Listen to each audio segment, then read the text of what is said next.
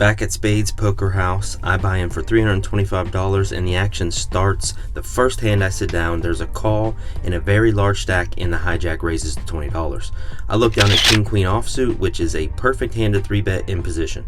But this is our first hand and we have never played with these players before.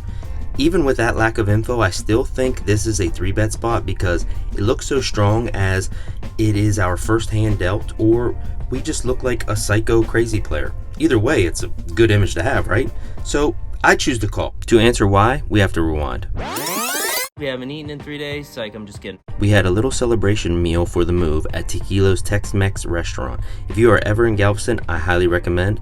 Then I got ready to get into this action. To head out to Spades, saying goodbye to the fam. Give daddy some luck.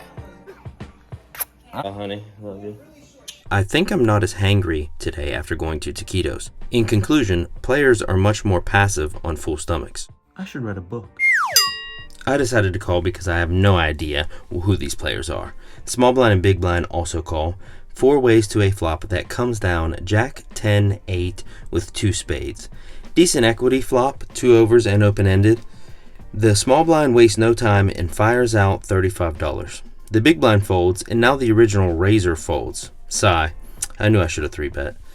I could raise, but donk leads from the field these days tend to be fairly strong hands.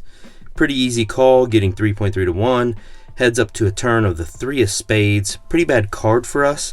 Add on the small blind now leads for $55, and I quickly fold. He was nice enough to show us Queen 9 for the flop straight. One of the large stacks that was the initial raiser in the first hand we played has become a frequent opener. So when I look down at Ace of Clubs, 10 of Clubs, and he opens to $25 with still plenty of players to act behind, I take advantage and elect to 3-bet to $65.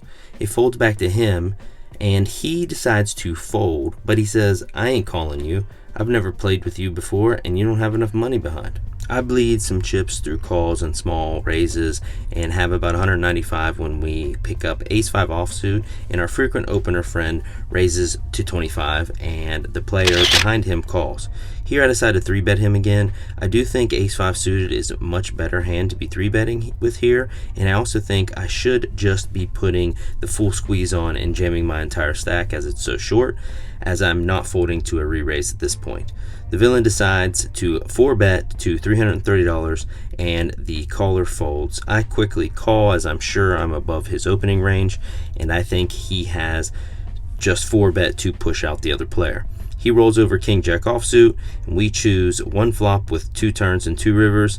He hits a jack on the river of the first run out, and we win the second to chop this one up. The next hand I play is quite familiar, Ace-5 in late position. I raise to, wow, I just called, I'm an idiot. The button raises and I just flat out of position. Heads up to a flop that comes down Ace-10 Jack, 2 hearts, and I check to the better. He checks back. The turn is a 7 of hearts.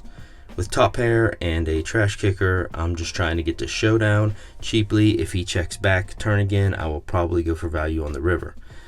But I check in now, he bets $20. I'm not folding just yet. I make the call, and we see a river that is the 4 of clubs. I check once again. Now he bets $30. There is a decent amount out there that beats us, but top pair isn't the worst that I could be calling with.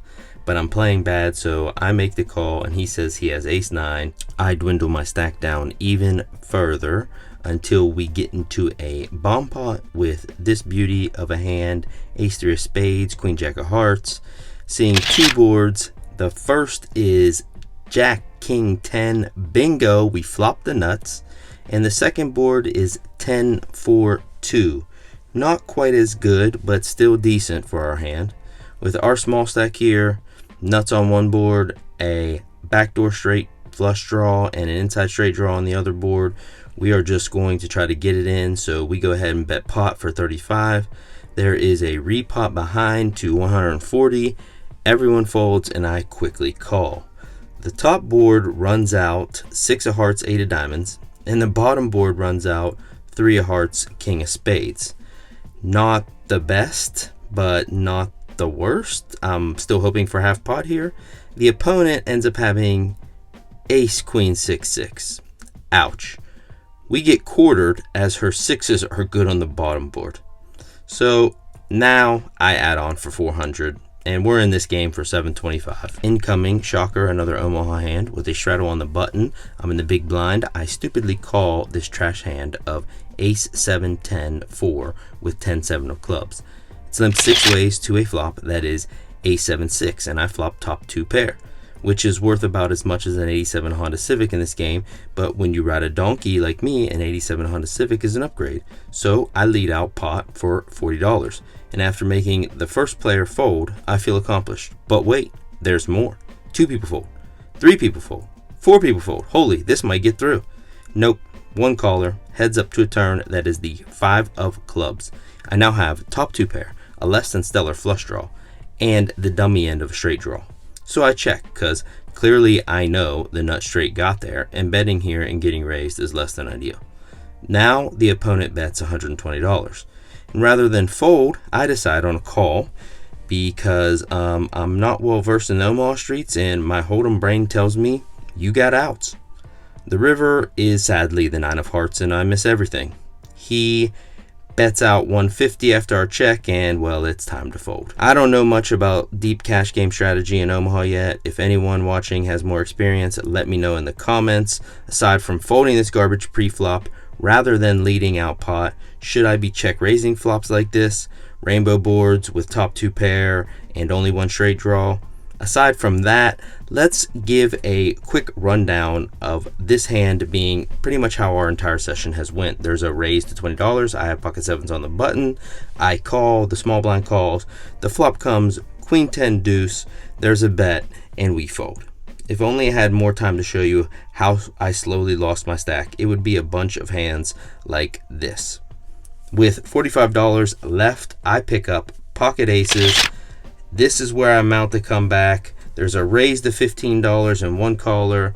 I go all in with $45, and they both call. I'm due for a win and a triple up. The flop comes down queen 3-3. The initial raiser checks, the other player bets, and the initial raiser folds. Now we're heads up. I ask him, does he have a 3? He says no, which means he has a queen, and now we're off to a run out with no waiting, queen on a turn, and we lose. And that's about how my day has been. Days like these that can easily make you go on tilt, but I got a great workout in today, and that helps me alleviate a lot of stress that comes with this game and keep me calm and on track. I know I can get this back, so I rebuy for my last $200 I have on me, and we are now in for $925. The very next hand I am dealt, as you can see here, there are no chips in front of me. I am waiting for the floor to bring them. Jack 10 suited on the button, and I'm no longer full. I am hungry. 1 early position caller. I raise the $25 with imaginary chips and get no callers. $7 at a time, only 150 more pots like that, and we are even. Let's go. The very next hand we are dealt, there is a raise to $12, and I look down at ace 10 of spades. I 3-bet this to $35, and he calls. The flop comes down at jack 10 deuce. He checks, and I c-bet $35 here, pretty standard, and he folds. Don't call it a rush just yet, folks. We are in yet another bomb pot with ace, ace, jack 3 with a top board flop of 10-9-2 and a bottom board flop of jack, jack, queen with 2 diamonds. There is 1 pot bet of 35, and I go for gold and repot to $140, and everyone folds, and we pick up $70. All 3 of our last hands have been against this guy, and now I get pocket kings, and this guy raises to $10. Beautiful spot, as I have 3-bet him pre a few hands ago and just pot raised him in that bomb pot. So now I go ahead and 3-bet to $40, and I'm sure he's getting tired of me, so he calls. Heads up to a flop we go that comes 8-3-5 rainbow, about as good as they come, and now he donk leads for $55. I think for a while about his range and what hands he calls my 3-bet with. Unlikely any 2-pair combos with this flop, so either he is taking a stand against me with 1 pair or a set. I feel like a set check raises this board though, so I decided to jam all in, and he snap calls me. That usually isn't a good sign, but he said he has top pair. I let him choose and he wants to run it twice. I show my hand and he instantly mucks and we scoop this nice pot up. And the next hand is, you guessed it, an Omaha hand. I'm sorry guys, that's just the way it is in Texas. You gotta play Omaha down here. We get dealt 7, 8, 9, ace, double suited in late position. There are 2 limp bets and I pot to $25. End up getting 3 callers. We go to a flop that comes down pretty dry, Jack deuce 4 rainbow. When it's checked to me, I don't see too many instances to bluff in Omaha, but I think this might be a good one. And I figure why not continue to rep aces or kings, because that's all anyone raises with pre-flop down here. So I bet pot and everyone folds and we pick up a nice pot. Next, another Omaha hand, shocker. I straddle on the button when it's my turn for Omaha and get dealt 7-7 Jack 3 double suited. There's a few limp bets, so I check and see a flop of 6-7-8 with 2 clubs. Not the best flop in Omaha for a set, but I'll take it. It gets checked to the hijack and he bets $30. I min raise to 60 to isolate, and if I get rejammed on or potted on by anyone or the opener, I will just fold. This works and everyone folds except for the initial raiser, and we go to a turn of the 10 of hearts. He checks and I quickly check back, as this is not a great card for me. The river is terrible. It's the 9 of clubs. The flush comes in, but now we do have a straight to the jack. He checks and I just go ahead and check back. I don't see too much value in betting here, and he happens to show down ace ace 10-8 with 2 hearts, and I win this pot also. Okay guys, let's be honest, you can call it a rush now, and some people don't believe in them, but Doyle Brunson does. He says so in this book, which is widely known as the Bible of poker, and who am I to go against the Bible? So I believe in him too. And when we get dealt 5-3 offsuit the very next hand, and there's a raise to $25 from the player we just beat in a hand and 1 call, I call too. Now clearly I know better than to be calling 3-5 offsuit in 99.8% of situations, but sometimes you just have to see if the rush is real. Everyone else folds and we are 3 ways to a flop that comes deuce 5-4. Both players checking to me.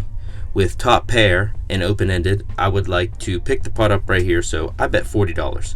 The initial opener though snap calls me. Guess he is a non-believer. The turn is the king of clubs. Pretty good card for my range as played, but also a bad card as it hits most high cards that floated the flop, especially players who may be a little steamed as our opponent is acting. Villain leads into us with $80 bet. Now, time for some numbers. 240-ish in the pot. I don't believe the opponent has kings, so any 5 is good, as well as our straight outs.